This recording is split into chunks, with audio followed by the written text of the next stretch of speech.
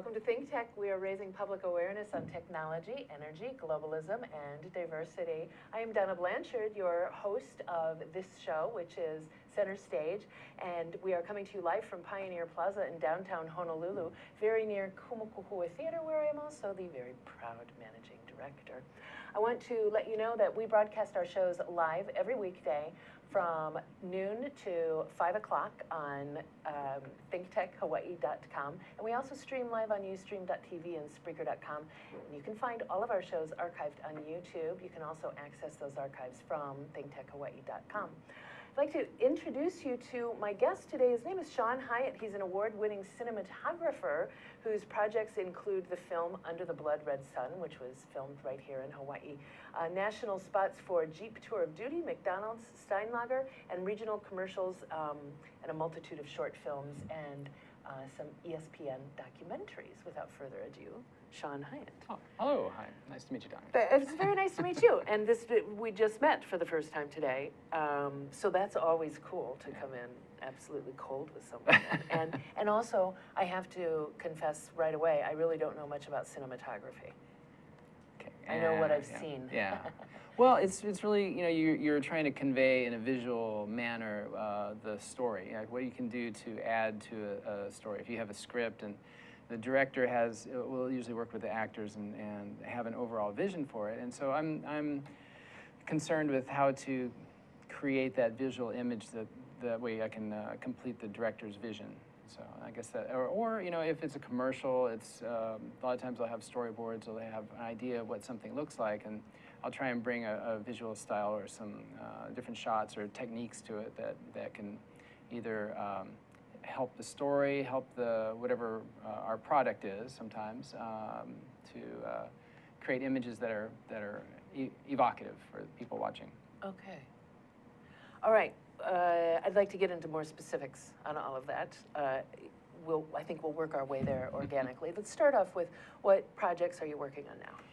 Okay, let's see. Right now, well, let's see. This weekend, I'm doing the jib for the Lantern Floating Festival. It's coming up. That's for Memorial Day here. So I have a it's called a camera jib, or a jib arm, and it's like basically like what it sounds like. It's a big crane. Camera goes on the end of it, and I can remotely control it. And it's for the live broadcast of that. That'll be this weekend. And then I'm working on a project for a major airline. I can't really say what it is. Oh, exciting. Yeah, it is pretty exciting. It's pretty neat. I can't really say anything because it hasn't been on the air yet and stuff. But there's that. There's some other bank commercials. There's things like that. And let's see. Just finished. There was one for Central Pacific Bank that was out about a month or two ago. They had the Japanese festival, and had the two little girls, and they're walking, and that turned out really nice. And I've got it should be like an action movie this summer. It's like going to have a lot of stunts and things like that, and that'll be pretty exciting. Filmed here. Yeah. Oh, cool. Is it a major feature length film? It's an indie project, but it's got a little bit of money, and so they've got like a lot of stunts and a lot of martial arts and things like that. But it's set here. Oh, okay. Yeah, I noticed in your bio you work with a lot of competing banks. Is that normal? Yeah, no. I was reading the list, and it's like if you just walk around downtown, you see all of those. Yeah, we could probably go outside and you know, throw a penny and hit pretty much all of them.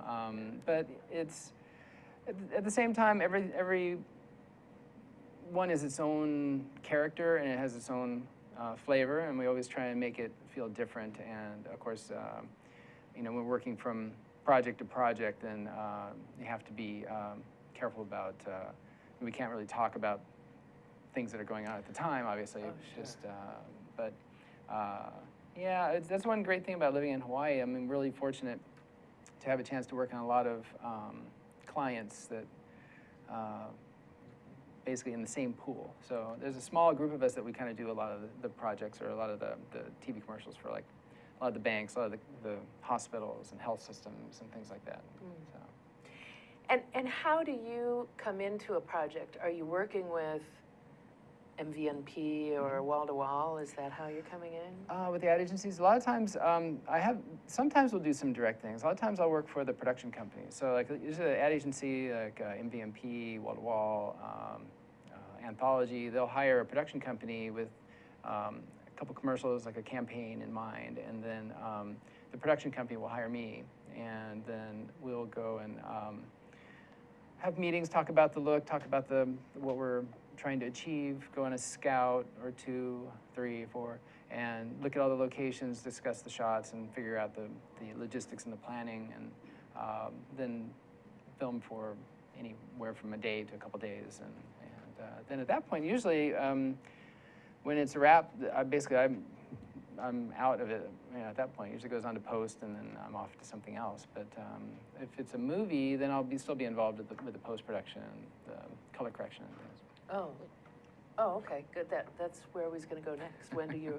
So you can do a little bit of both, and I imagine being involved in post production helps you in production and pre-production, seeing what has happened as a result of A, B, and C. Yeah, I think it's important to know how it's all going to fit together, and knowing how it's potentially going to be edited together helps in the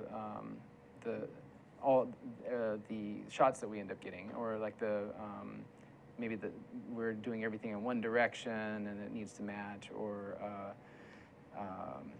but for most of it too, I just want to keep an eye on it and make sure it looks good, and it looks and the actors look as flattering as possible all the way through. So that's been it. Well, and we thank you for that.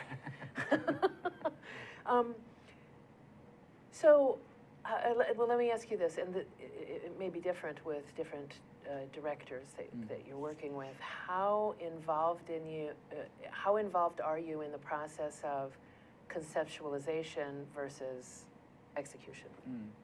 It kind of depends on the project and on the director, and there's some that are very strictly storyboarded, where they have every single shot that's what's been approved, and it's gone through a whole process already by that point. And so for us, it's just time. You just need to execute that shot, and then others are just really just an outline, and we'll get an outline of the idea to convey, and then it's really. The director may have visual ideas in mind. Maybe they want to leave it open, and sometimes on the scout, a lot of times we'll spend a lot of time talking about things, and we can actually kind of brainstorm some shots on the set, and sometimes the location will bring a lot to it too. So it varies. It really varies. Yeah. It sounds like two different people for you. Do you prefer one over the other? No, I mean it's like different paintbrushes.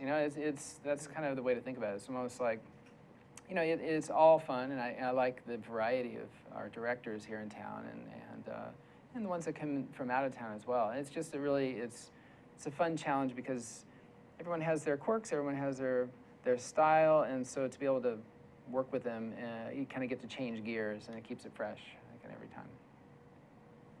Okay, I'm thinking if someone says, okay, so maybe it's not. For myself, it's the difference between you're going to be a part of the creative process here, which is something I deeply enjoy, rather than here's A, B, and C. I want you to fill in these blanks. I'm not a very good blank filler inner. Yeah, I mean, each one will have its challenges. I mean, sometimes what's been really well planned out, when you get to the actual set, it doesn't work at all. So a lot of times it's being creative and being able to improvise a lot. So that's what I enjoy too. It's almost like having, it's like you have like a bunch of, like I got kids, okay, so you got Legos, and so you have a huge pile of Legos, and then what are you going to make out of it? So you get thrown all these Legos, and then how are you going to make something that does what you need it to do? So that's kind of the same thing for a lot of the times in filmmaking and making commercials. Like the other day, a classic example, we were supposed to have access to this location with like a little ice cream truck sort of thing. Well, we get to the location, and the permit hadn't gone through because of a lot of issues. I can't really say, but anyway, we had to improvise on the location because we couldn't drive it to where we had planned it to go. So we had to kind of all of a sudden, how do you make it look beautiful, but we can't get to where we wanted it to go? So you know, even things that are the most planned out, a lot of the times you still get thrown a curveball at the last second. And, so for me, that's part of the creative part, and how to work with the lighting conditions, and how to make people look pretty, or how do you make things look dramatic, or, you know, how do you create shadows where there's no shadows, and that sort of thing. Yeah. Oh, okay. So you're a creative problem solver. How do you make shadows where there are no shadows? Well, there's different ways. There's sometimes where you have, like, say if it's a, there was a film I shot a couple years ago. It was a Western, and we were at Kualoa Ranch, which is beautiful, but it just so happened that the 2 days we were going to be there, it was very overcast, it had been a big rainstorm just before. And so what we did was we did something called a lot of negative fill. So a lot of times if you have, for filming something, you have a key light, and then you want to fill in the shadows. So you use something white to fill in the shadows, to bounce the light around. You can actually use a dark color, like you can do or, you know, like a nice black, and it basically kind of sucks away the light. So it actually reflects black, and it kind of, you can actually create modeling on people's faces just by creating like what's called a negative fill. So it actually kind of takes away light, yeah.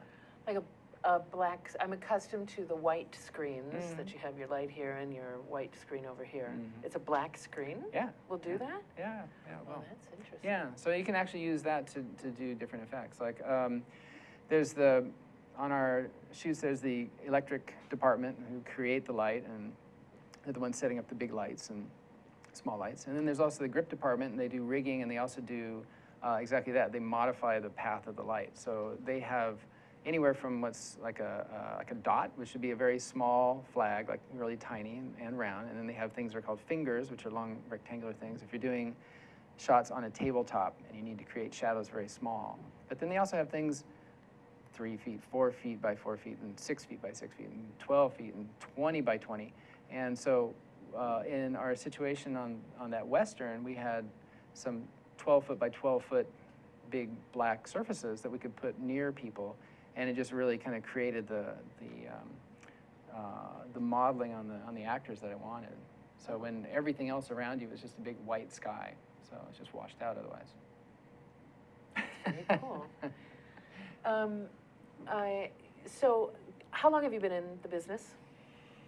Well, let's see. I went to UH, and I graduated in '89, and I was interning at a company called QDD, and they were doing commercials at the time, and everything was 35 millimeter, and a lot of fascinating people worked there, and very inspired by the DP there, Graham Driscoll. And so, I mean, it was probably around '89 and stuff, so however long that is, 23, 24, 25 years. And, but then before that, I was still at UH. We were still making films. Whatever we could do with whatever resources we could scrape up at the time, because there was no such thing as ACM. I don't even know what Yeah. ACM Oh, is. that's the Academy of Creative Media, and that's a wonderful program they have over there now. It's like they do all kinds of basically visual storytelling and film school and media and all kinds of things. So, I mean, I guess maybe 30 odd years maybe, because I was still doing stuff like this in high school. And I was the AV geek in high school, and yeah, projector. I was a theater. I was like, I actually, this is hard for me to be in front of the camera lenses and stuff needs to be behind, but I was in the acting class in high school. We had moved around a lot because I was a Coast Guard kid.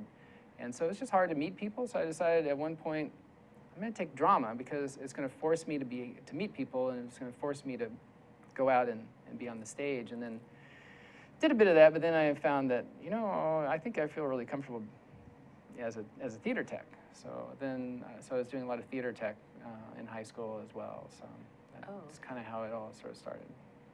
Long time ago. Yeah, long time. So you've seen a lot of changes in the equipment. Mm-hmm. The work that you were describing, the effects with fingers and dots and whatnot, sounds very low tech. Mm-hmm. That hasn't changed since the beginnings of filmmaking. It's really interesting. If you look at call up some old stills from D.W. Griffith, like, you know, Birth of a Nation, or like Charlie Chaplin stuff. You ever see anything behind the scenes from there? Of course, the camera looks completely different. People are wearing everything completely different. But yet, a lot of the grip equipment is exactly what we still use today, like the reflector boards, spitting image, like the, you know, flags, which are like the rectangular things we use to, you know, shade things or create shadows, exactly the same. So on that side of it, not much has changed, and for a good reason. They have it pretty well figured out. So the lighting has changed a lot. I mean, went from the old days like arcs and of course tungsten, and then it's just getting more efficient. And like, you know, your LED lights you have around here, that's kind of like the latest things, and it's gotten to be cheaper and more well built, and it's really come a long way in the last 4 or 5 years, really. Yeah. So a lot of the work that you're involved in is consistent enough to be relied on, but you've had to continually educate yourself, I would imagine. Yeah, it's a very quickly evolving business. I mean, you have to move quickly, and you have to be sort of embrace whatever the latest technology, the latest camera, the latest sort of thing, and be able to sort of react to the changes, if not, you know, like I say, embrace them. Just because I kind of thought, okay, well, I know I want to say filmmaking, I mean, but we're not really using film, at least in Hawaii anymore. But I mean, it kind of conveys the idea of what we're doing. And there's an analogy of like, you have to always remember like the trains, like the train system in the United States, right? They were in the transportation business. No, we're in the train business. Well, you lost out to like the trucks and things like that in the highway system. Well, if you're only going to shoot film, if you're only going to do this, then you're going to get left behind. So I like to think that I make pictures, tell stories, and whatever form that takes will change over time. All right, that's a nice place to take a break. Shawn, thank you for making that happen. We are going to take one quick break. We'll be right back right where we've left off here. We'll see you in a moment. To Hawaii, the State of Clean Energy on Wednesday. And we have Sharon Moriwaki, my co-host and co-chair of the Hawaii Energy Policy Forum. And we have Warren Bohlmeyer today, a special guest with the Hawaii Renewable Energy Alliance, and also a member of the Hawaii Energy Policy Forum. In fact, he's our Renewable Energy Working Group Chair. So he takes care of all of our... You ought to see him in song and dance, too. He does the musical part of the show. Sharon is more serious than that, but not much more serious. So anyway, what do you think of this show? I mean, is this good? I think this is good. We hope it's good. We hope it attracts a lot more people than our forum, so that people can see what's going on in energy and clean energy, and call in, write in, tweet, yeah, we or want Twitter. that. We want public engagement, civic engagement from everybody, because that's the only way we're going to get down the road on this, right, Warren? Yeah, I think so, and it's an opportunity for guys like me to share a little bit of their mana'o and sometimes get the facts right. Who was that guy that said, just give me the facts, you know, start with the facts and then work from there? Oh, it's Dragnet guy, right? Yeah, right. Oh, yeah. Jack, That was when I was just I in would grade all school then. I remember barely that. remember that. just the facts, Just the man. facts. Here on Hawaii, the State of Clean Energy, every Wednesday from 4 to 5. You'll see. Come back soon. Right, Sharon? Great. Warren? Yes. Hi, we're back, and we are live. This is Center Stage on the ThinkTech Hawaii Digital Series, and we're coming to you live from Pioneer Plaza in the heart of downtown Honolulu. I want to let you know that if you would ever like to be a guest in our studio audience here at ThinkTech, you can do so. You should email Jay, that's J-A-Y, at thinktechhawaii.com. And if you would like to communicate with us while we are talking right now, if you're watching the show live, you can do so on Twitter. We are ThinkTech Hi, H-I. And I happen to have a screen right there on which I can see your tweets. If I miss them, Zuri or Sachi will let me know there's something on the screen and we can answer your questions. Okay, so let's go back. We were just talking about a little bit about the what and the how of what you do. Now I'd like to go back to the why and latch out your trajectory a little more. When you were that AV guy in high school. Yes, I was. And Lord, where would we have been without you? Oh my golly. I don't know. Yeah. Well, I guess when you're a teenager, I mean, you kind of don't really know what in the world to do with yourself. I mean, really. I mean, it was. I was really into aviation. My dad was a helicopter pilot, and so we're kind of surrounded by aviation things. And I used to fly radio control planes, and then I got a car, and then that got all thrown in the closet, unfortunately. But I thought for a little while maybe it'd be fun to design airplanes, and I thought, oh, that'd be really fascinating. And then I realized, oh my gosh! Once I started getting into like all the physics you have to know, and like the chemistry and the physics, and oh my gosh, like the mathematics was just killing me. But I was always also interested in taking pictures, but I had no idea you could make a living out of it, really. I mean, other than somebody taking little stills. But it never occurred to me, like movie making or TV show, production or anything like that, until really it was time to go to college, and I got the college catalog, and I'm looking through, and I'm looking at like the different courses, and like business, and then communications, broadcast communications. I'm thinking, oh, that'd be really interesting. I go, and I'd be different all the time. You get to run around and maybe either film news or maybe make stuff, and so I'll try that. And so then my very first class, boom, I was hooked. I had this professor. This was we lived in Alabama for 3 years, and it was my first year of college there. And he was just this fascinating, weird, quirky guy. And there were a couple of older students that had projects like after the school let out, and it would be like, hey, if anybody wants to help with this thing today, we're making a music video. I'm like, let me see what that's like. And it was like, this is really cool, and I was just hooked, and I came out here to Hawaii, and like I was saying earlier, just tried to scrape together any kind of equipment that didn't really exist at the time, in like the late 80s, and so. And it was really expensive. If you It was were very expensive, yeah, and the stuff that was around was rudimentary, but that's kind of part of filmmaking and storytelling in that medium is you just sort of, any sort of artistic thing, I think you can be artistic with whatever you have. I mean, if you have, like, all you have is a piece of paper and a pencil, you do it, you express yourself that way. If you have, like, say, a still camera, and you can still tell a story, with almost anything. That's just sort of kind of how I found my way into it. And I found out later that my grandfather was actually an animator for Disney, like for a short time, like at Steamboat Willie, like way back in whatever that is, the 30s or something like that. And then I hadn't really even heard about that until I had already kind of picked my path. Wow. And it was something I was just always really interested in, and it was always really different. Doing commercials is interesting because you get to go to a lot of different places, or like if you're filming a movie, the locations are a lot of times different. So that's just always really fascinating. Like, wow, I get to travel inter-island, I get to go to mainland, you get to go to all these nooks and crannies around Oahu, and that was really fascinating. And to tell stories and to meet people, and all the people in the industry are also very artistic, no matter what department they're in. Whether you're like a grip, or if you're like greens, where you're putting plants and things around the set, and art department. Everybody's very creative and very, very fun to work with. So a lot of times, like, that environment is just really, it's just catching.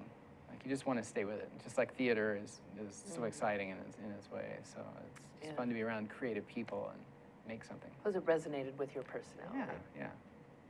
Do you think of yourself as more of an artist expressing yourself in your work, or a craftsman? That's hard. It really is both in a way. It's a really happy medium, because to do one, you have to do the other. So if I'm filming a scene where maybe actors are, like, if I have to be able to technically follow them, I have to be able to technically light them in a way. I have to technically get an image, recorded somehow. But yet, how do you do that as an artistic way that either lends to the story or helps the actor to express what they're feeling, or express an opposite feeling, if it's something that's like, ironic and things like that. So yeah, the two, I find, it's a really happy medium. Like as a cinematographer, as a filmmaker, as a director of photography, you get to be so many things at once. You can be a manager. So I have underneath me, I have my electric department and grip department. I work really closely with the art department and things. And so, and knowing management helps with that and how you work with people, and at the same time knowing technically how to create something so that you can get through a long list of shots for the day, and that is also a challenge too. I always call it a chess match, because really, even if you just have one shot to do in a day, it'll find its way to take 10 hours. Even if you have one shot, it'll find a way to take an entire 10-hour day or a 12-hour day, however long your day is. Sometimes you have to change locations, and then so you have to keep that in mind. And so yeah, it is a happy medium between technical and artistic. I would really love to hear about stories that you have of, well, of course, I'd like to hear like the best day ever.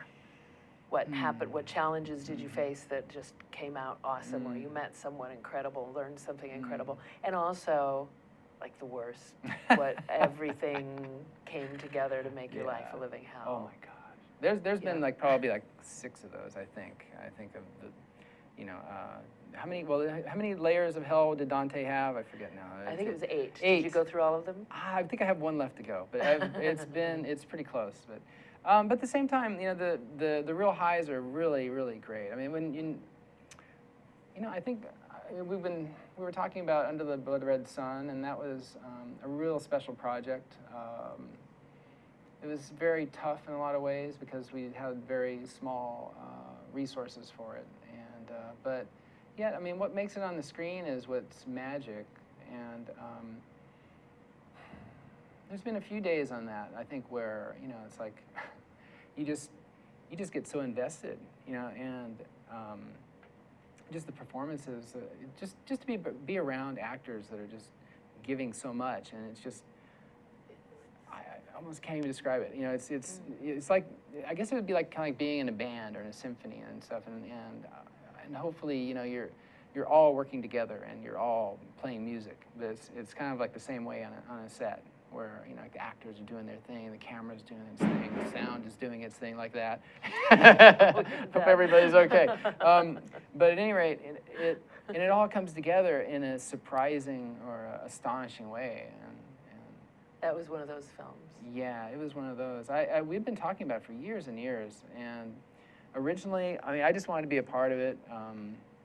I'm really interested in sort of historical fiction and portraying it on film, or on I don't know what you want to call it these days, on a screen, or in your head, or however you see it these days.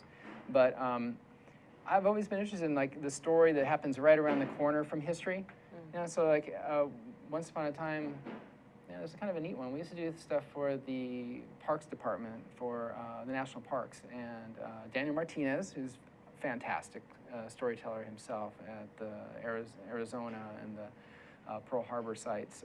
This is a long time ago, we would go and we would sit down some of the veterans who would come back, and the survivors, and maybe it was their first time back ever since Pearl Harbor happened. And he would just sit them down, and we put a camera on him, and just like, we're here, tell us, if you're ready, tell us about what happened. And they'd be like, well, this happened. And things would come out that nobody knew about.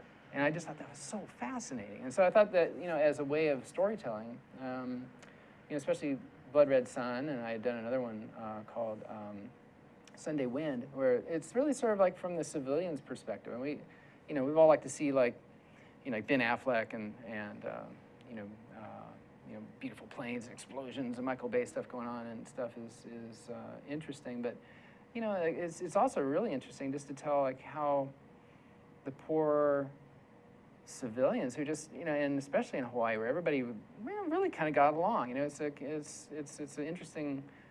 Hawaii is a fascinating place because everybody kind of gets along. Everybody travels along the same path, and then here comes a war machine. It wipes it all out, and people have to start all those relationships over. And so I think almost every day working on that particular film was a massive challenge, just because like we were dealing with locations that were really difficult. Like there's almost nothing left of 1941. I mean, it's next to nothing on Oahu that's not a parking lot now or has parking meters and signs and just, wow. So you got to really work around what's there and or do set replacement where you use like a green screen or you use like a blue screen, and you would extend, like say from, this is like the only piece left, and then you could frame it with green, and then later on in post they could create the world that might have been there before.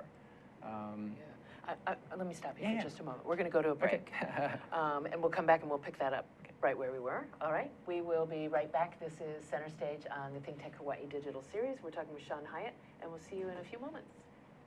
Aloha, I'm Kili'i Akina, president of the Grassroot Institute and host on Ehana Kako, a weekly program on the ThinkTech Hawaii broadcast network. Ehana Kako means let's work together. Think of the sad alternative, let's not work together. Here in Hawaii, with all of our diversity and the richness of the people, it's important for us to come together around issues on the basis of what's right, and what's good, and what's going to serve the common good. And that's what we try to do at Ehana Kako. Every week, we interview movers and shakers, people in government, business, and other sectors of society to talk about how to create together a better government, economy, a better world here in Hawaii that can bless the rest of the world. I thank you for your attention to ThinkTech Hawaii, and we look forward to seeing you every Monday, 2 to 3 p.m. on the ThinkTech Hawaii Broadcast Network. We're Ehana Kako, and we wish you well. Aloha. Hi, welcome back. This is Center Stage on the ThinkTech Hawaii Digital Series. I'm Donna Blanchard, proud managing director of Kumukuhui Theater. We are coming to you from Pioneer Plaza in the heart of downtown Honolulu, very near Kumukuhui Theater. And here in Pioneer Plaza, there's a little bit of construction work going on. That's the sound effect you may hear in the background. But my guest, Shawn Hiatt, cinematographer, did a very nice job of including that in the conversation. I do want to say, while we're talking about Under the Blood Red Sun, because we've had several guests on Center Stage, from Dana Hankins, the producer, Graham Salisbury, the writer, Dan Savage, the director, Dan Secchi, one of the actors, and Will Kahele. There's a really marvelous group of people involved in that film, and everyone that I've talked to involved in it, including now yourself, has such heart. And such really such a heartfelt interest in that work, and bringing that story. And I do want to tell everyone that you can find that video on demand. You can also find it in Fisher. I'm not sure how that happened. I saw that too. I thought that was pretty fascinating. Yeah, You can get like a ream of paper, a pencil, and you can get a wonderful and a good movie to watch. And it's a good film. Yeah. It really is. Okay, so let's go back to more of your stories. Oh, okay. So we were talking about different production stories and things too. Okay. Blood Red Sun. Okay. One particular one, we were trying to set up a scene. It was like in the kitchen scene, the family's house. And I asked my gaffer on that one, I said, oh, you know what, can I have a light? I need a light coming through this way. Oh, okay, we're on it. Boom, they run away. And then it took a little bit longer. And I'm like, not hearing anything. And so I went out, kind of poked around, like, everything okay? Like, well, our generator's gone. Like, what do you mean your generator's gone? Well, somebody walked up and stole it. So we were at the Plantation Village in Waipahu, and there's a pretty good contingent of kind of random folks that wander through there now and then. And I mean, we had security around, just mainly because, we had a lot of, the kids, and we had, female actors, we had, female crew, and it's like, I going in there was a little uncomfortable, because there were just these random people kind of wandering around. But yeah, sure enough, one of them grabbed our generator, ran off with it, and so, well, we didn't have a generator that night. So what you gonna do? What did you do without a generator? Did you go to Walmart? No, it was probably like a Sunday. I don't remember now. It was closed. There was no chance to get another one, but we were able to work around it somehow.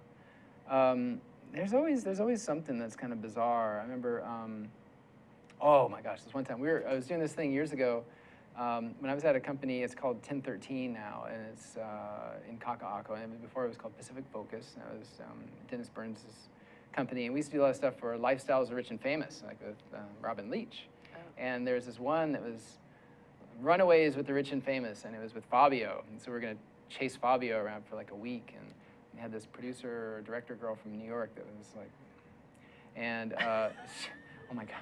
And so at one point,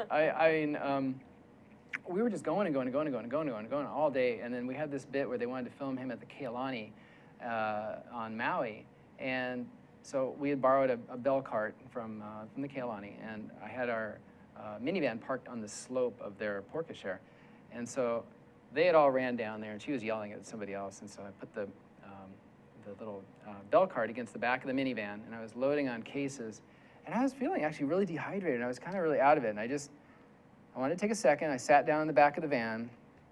Okay, I'm good. And then I reached over for the bell cart, but it wasn't there. I'm like, uh-oh.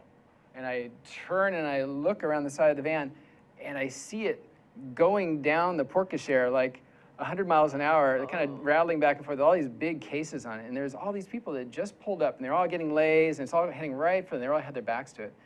I'm like, oh my gosh. And before I could yell anything, they all kind of turned, luckily, and moved out of the way, and it went careening right past them, boom, and flew into these red gingers that were there and disappeared into the red gingers with this big crash.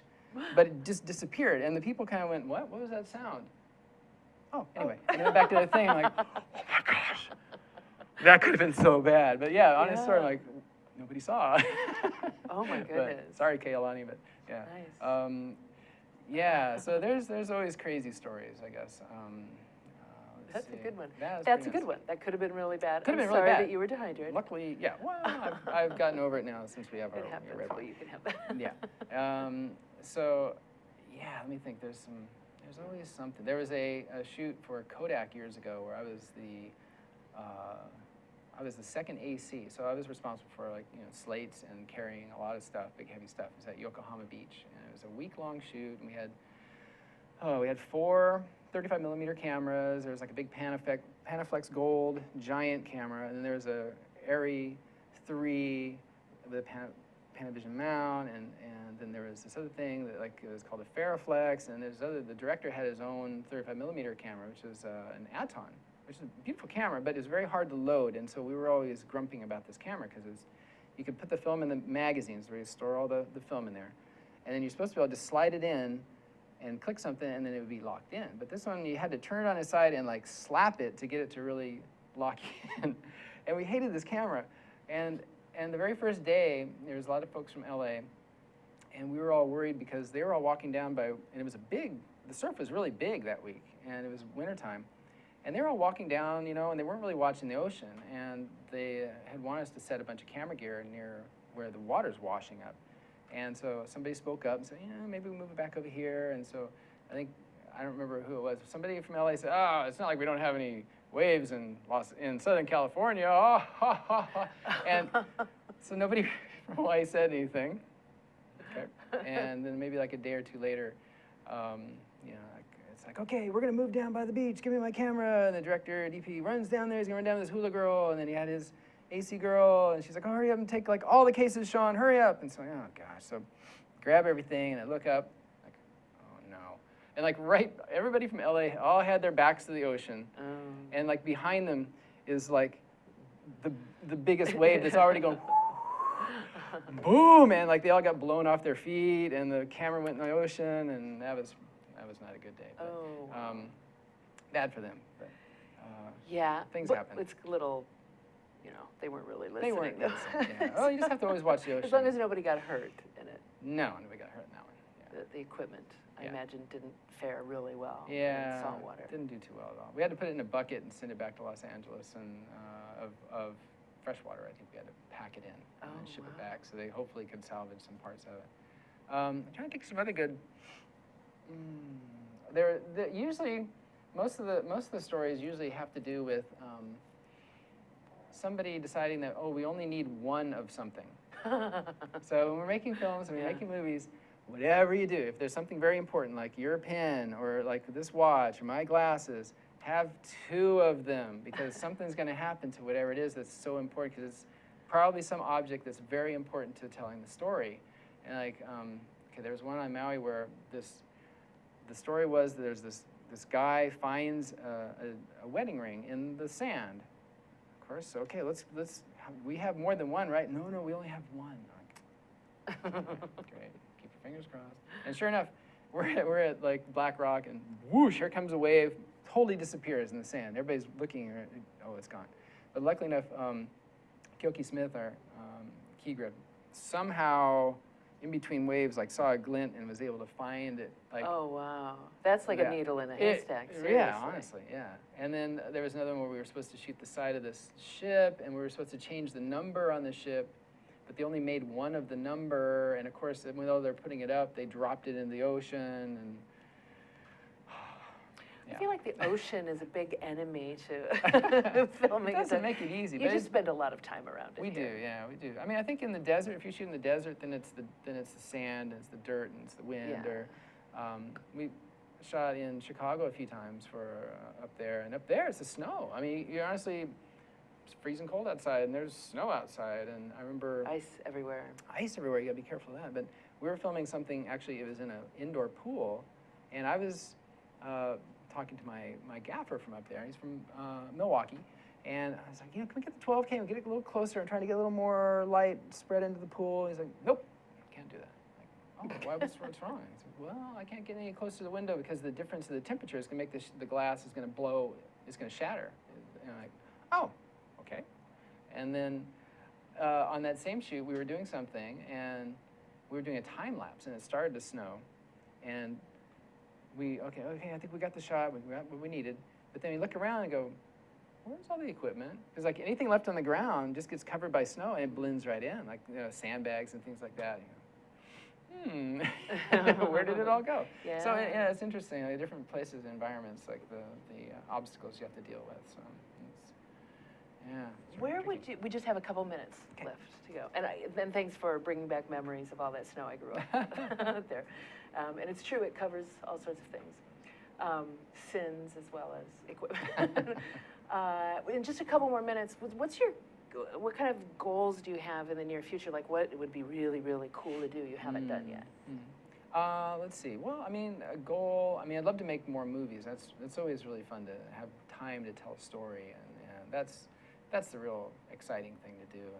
And but I should say a quick thank you to like my gaffer, longtime gaffer Jason Freitas, who's always super awesome. Thank you, and Kyoki Smith always helps me as a gaffer, and Key Grip as well. And just want to thank all the crew in case anybody's listening. Okay, nice. Got to do with it. But yeah, I think more movies are always fascinating. I mean, you have the time to do really interesting moves and things like that, or just even neat documentaries that really tell an important story, or maybe say like an important.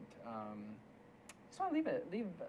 I think the goal is to leave things behind that have a positive impact on people. Oh. Because I was thinking about it, and one of the reasons why I think Blood Red Sun and some of the other ones too meant a lot to me is because it's really, I was thinking about, like, I was watching Casablanca, and it's really like it's like you become immortal. Like, you can immortalize these people and these times and these things, and you can watch it again. I mean, people are long gone, but you can go back and you can still fall in love with Ingrid Bergman. You can still wish you're Humphrey Bogart. You still laugh at the joke, and it's like, wow. I mean, so that's my goal, is to make anything, I guess, any sort of story, any sort of thing visually, or of any sort of form, or leave projects behind that mean something to people, or it can move people. I think that's my big goal. That's cool. And you've already been immortalized here on ThinkTech, so gosh. there you've got that. Yeah. Thank you very much for being here. It's been a really interesting conversation. I enjoyed it. And thank you very much for being here. There's some other people that I would like to thank. Our production manager, Zuri Bender, who is in my ear. Our floor manager, Sachi Slomoff, is right over there. Thank you. And who else? Jay Fidel, who somehow manages to put all of this together. We hope to see you again next week here on Center Stage. Bye.